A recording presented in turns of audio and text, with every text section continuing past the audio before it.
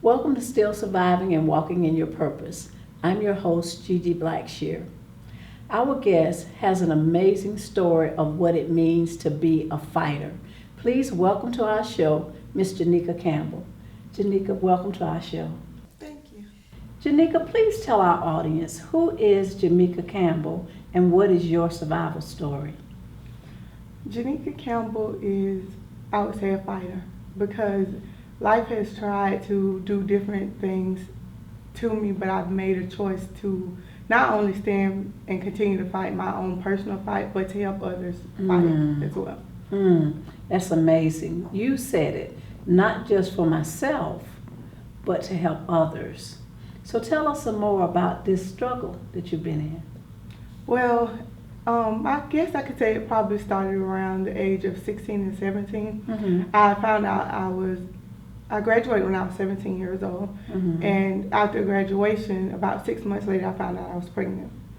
So immediately, all of my perfection, because when you have a family that comes from different things, when they see one person excelling in the area, they set a pedestal there for you.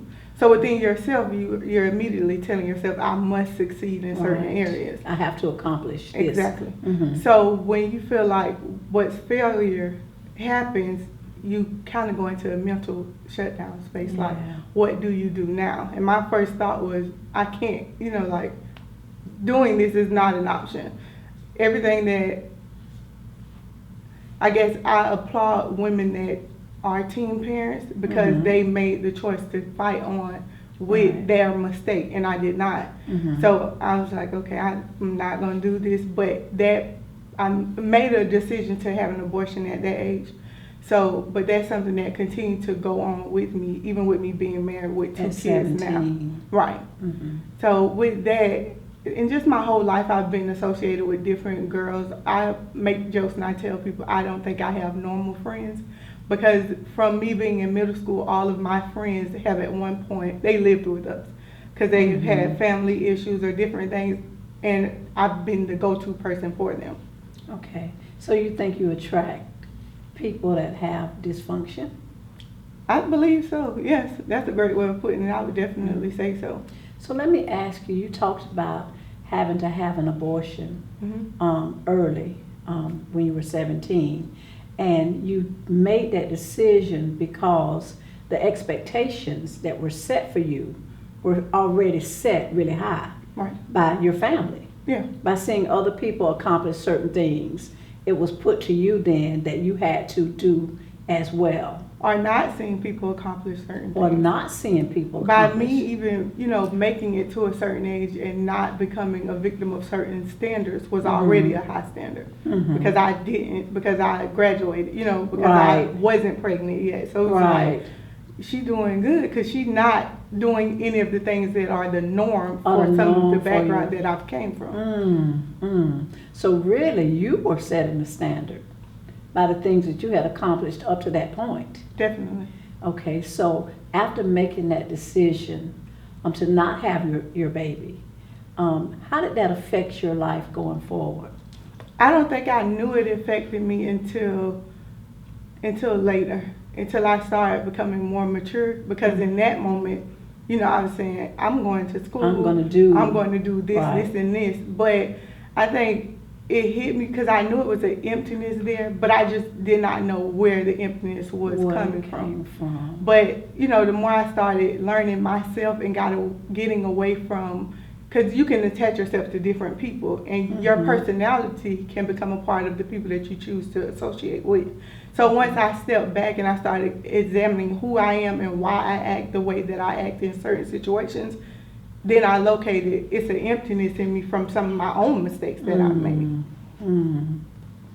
In spite of having made that decision, you were still able to go on and do good things? Definitely. And that's why I launched doing my nonprofit for girls, because I've been there, and I tell my girls that my mission it is to teach instead of judge, because sometimes when we get saved, you know, and when we have our encounter with God, we forget what we come from. We immediately go over to being judgmental, and that's the last thing that teens need, because in that age, I didn't feel like I had anyone besides my friends that I can talk to about the mistake that I made. I couldn't say there was a responsible or an adult that I felt like I could go and talk to, and that I wouldn't be judged for whatever decisions I made. Whether I made a choice to keep my child, whether I continue to make the choice to get rid of it, I didn't have an outlook. I didn't have a person that I can go to. You know, one of the things you said in making that choice, you didn't want to be judgmental. You didn't want to, because that was something that you had done, you didn't want to be judgmental towards other people. Right. And lots of times we do that, you know, once we've come out of something, then we want to look back at other people. But in making a decision to take the experience that you had, and I'm a firm believer that the things that we go through and survive, those things are not for us. Those things are for us to help in order to be a testament to the grace and mercy of God. And then He allows us to use those things, even sometimes negative, painful things, but He allows us to use those things in order to help someone else. So even though that experience was not a good experience for you, it gave you ammunition. And then you made a decision to take that and use it to help somebody else. And that's what makes a difference in the lives of others. I say the things that we go through and survive, the things that don't kill us, those things make us stronger. And the mere fact that you were able to go through that and survive meant that God was going to use that thing in order to help somebody else. See, He has a plan and a purpose for our lives that's far greater than we can even imagine. And He allows us to go through things and to experience things in order that we will be able to help someone else. It's just not just about us, right? You know, definitely agree. And especially when you get into a relationship with God, if He did not intend to use those things, once we accept Him, He would take us on to heaven, take us home to be with Him. Right. But He doesn't do that. He allows us to stay here because He knows that there is some young woman somewhere that's going through the exact same things that you went through. She doesn't know that she can survive, but she can look at you and you can tell her, I know what you're going through because I was there and this is what I did and this is what happened to me. But I was still able to have a good life. I was still able to be a blessing to somebody else. And that's when you take all of those things, because life is full of bad things. Life is full of negative things. They come every day. But when you can take those negative things and turn it on its head and use it for good, that God gets the glory. So it's such a blessing to hear that you are now working with young women to make a difference in their lives. Tell us some more about your work. Well, I do volunteer. I have one nonprofit, but it consists of two different things. I have Women of War, which is a volunteer-based organization. Women of War? Women of War. I love that title. Yes. And because, as I said, everything is a fight. I mean, whether you're saved or not, whether you have a relationship with God or not. And I Life always in and share of itself people. is a battle. Exactly. Yeah. And I always share with people, I didn't get saved at church or, with hands being laid or anything like that. My relationship with God is very personal because I got saved on the floor in my apartment. And I was trying to figure out, what's going on. But God, God He dealt meets us with where me. we are. Right, definitely. So I felt, like I said, I've always been around girls who they came to me for advice. Unfortunately, it probably was in the wrong season because I share with my teens all the time. Talk to me or talk to someone who you feel comfortable with, because what happens is you share a bunch of bad information with each other.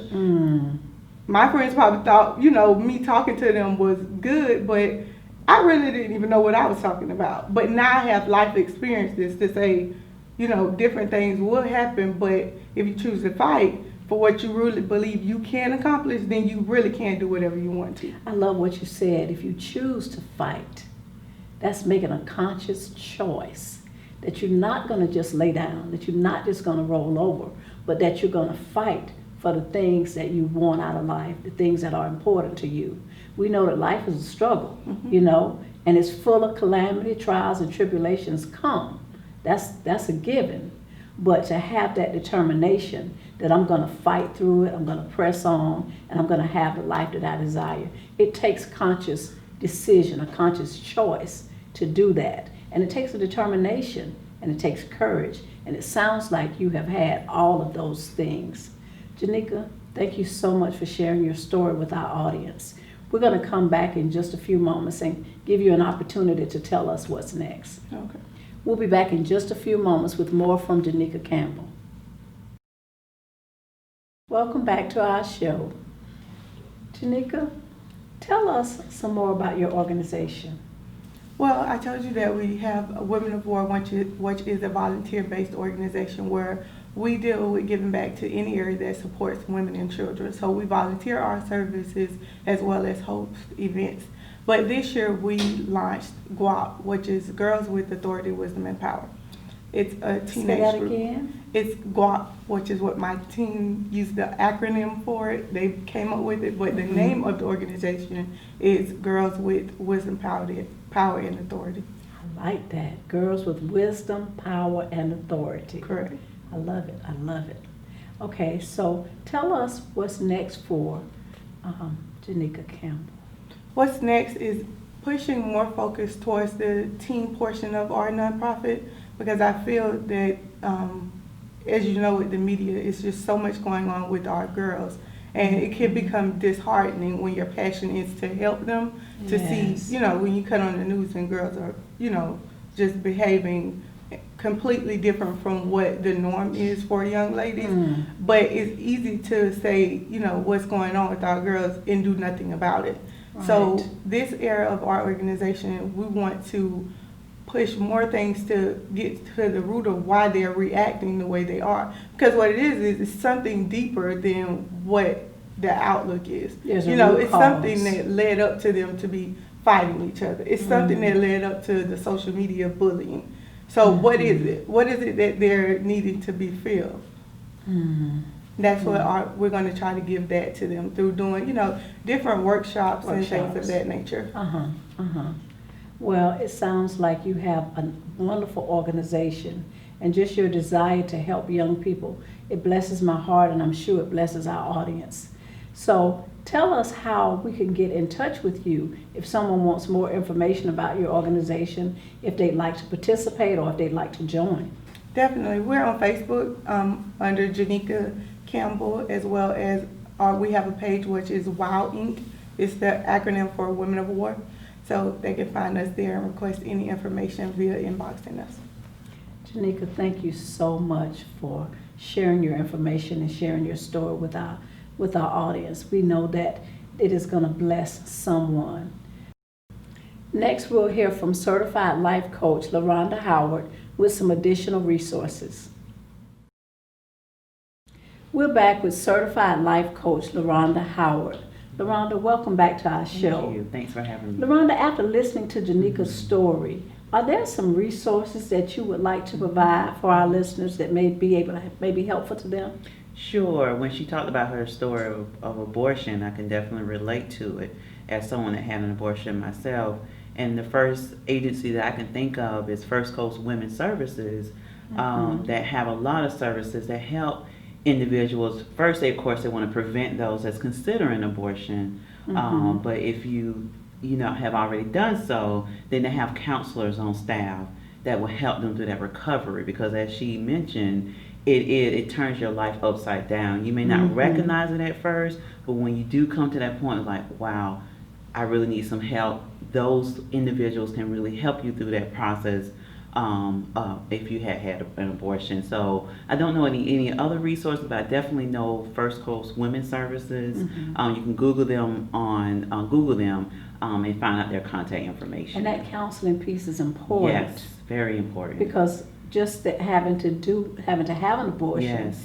even if it doesn't play out at that particular moment, Definitely. it may very well surface somewhere later in your life. Yes. Because that's a big decision. It is. That's, and at times a traumatic decision. It is, yes. And I'm sure, especially as a young woman, to have to make that kind of decision Yes. would have some kind of effect on your life going forward. Definitely. Now, she talked about a lot of things. One of the things that she talked about was expectations. Because she had done well in her life, you know, the bar was set for her to continue to do great things.